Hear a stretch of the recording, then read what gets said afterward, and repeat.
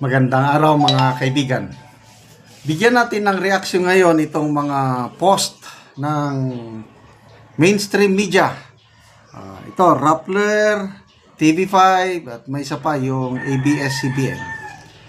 Tungkol ito sa subway project na kamakailan lang ipinagmayabang ng Pangulong Marcos Jr.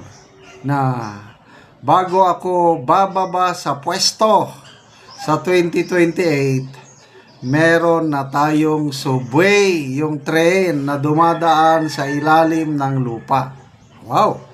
Very confident ang Pangulo at napakagandang pakinggan na first time in history magkakaroon na tayo ng subway.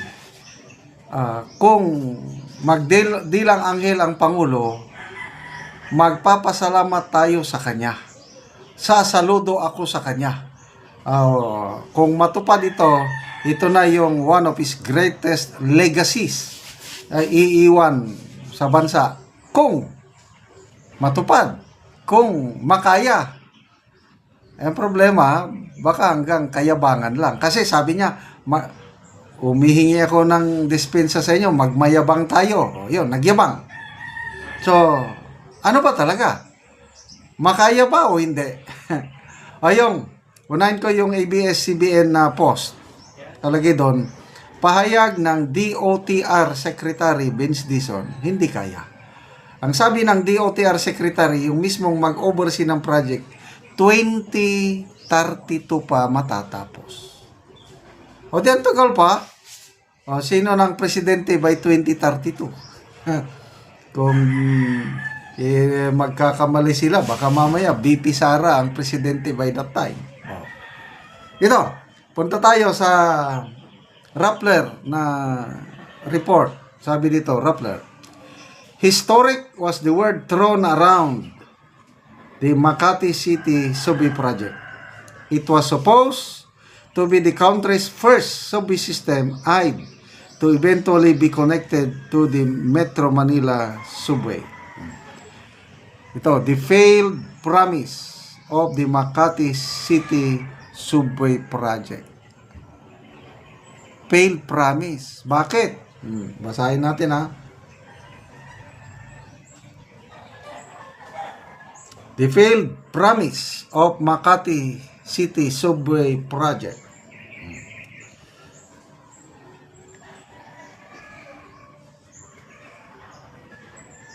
Makati Mayor Abby Binay once said the infrastructure project would be her crowning glory. Once her third consecutive term ends in 2025, the same year, the city subway was expected to be up and running. Okay? I believe the Makati subway will be a very valuable legacy and I am fully committed to its timely completion and operation, said Binay in 2018. Mag-25 na.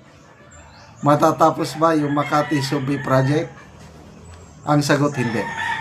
Kasi may decision na po ang Supreme Court na yung 10 barangays ng Makati napunta na sa Taguig. At yung dadaanan ng subway, kontrolado na ng Taguig. Yun po ang problema. So, ang Pangulong Marcos Jr. na nagsabi na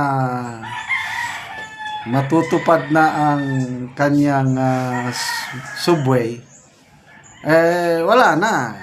Ito, Makati, yan ang nagsimula. Palpak na hindi na matutupad. Isa failed, Punta na tayo sa Bakit hindi na matutuloy ang Makati Subway project? Ito, News 5 na post. The contractor of Makati Subway released the project because it is no longer feasible following the territorial dispute between Makati City and Taguig City.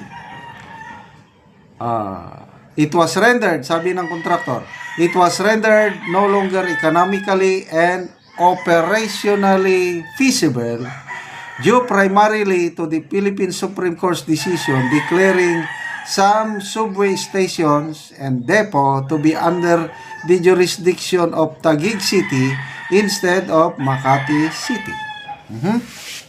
The public-private partnership project of NPRADEB and local government of Makati City is worth 3.5 billion or 194 billion. 3.5 billion dollars pala, or equivalent to 194 billion pesos. In an interview, basta, yung dadaanan ng subway, dati, puros Makati. Desisyon ng Supreme Court, may portion doon na hindi na yan Makati, Taguig na yan. So, wala na. Yun, dahil may desisyon ng Supreme Court. So, dito pa lang, itong pinakaunang subway, may problema na, paano pa yung inaasam-asam ng Pangulong Marcos Jr. na pinagmamayabang niya na magkakaroon na tayo ng subway bago matapos ang aking termino. Nako, parang hindi sila nag-usap ng kanyang DOTR Secretary, baka iba lang ang bumulong. They're very clear, yung sabi ng DOTR na 2032 pa ito matatabi because of the delays. Baka ito na yung sinasabi ni BP Sara na garbage in, garbage out. May bumulong siguro sa Pangulo, kaya yung speechwriter, PCO, na magandang banggitin yan. Magandang accomplishment yan. First time in history na magkakaroon tayo ng subway bago kayo bumaba sa pwesto, mayroon na. Sinulat ng speechwriter, binanggit din ng Pangulo na maganda sana kung magiging totoo. Kailang, paano yan ngayon?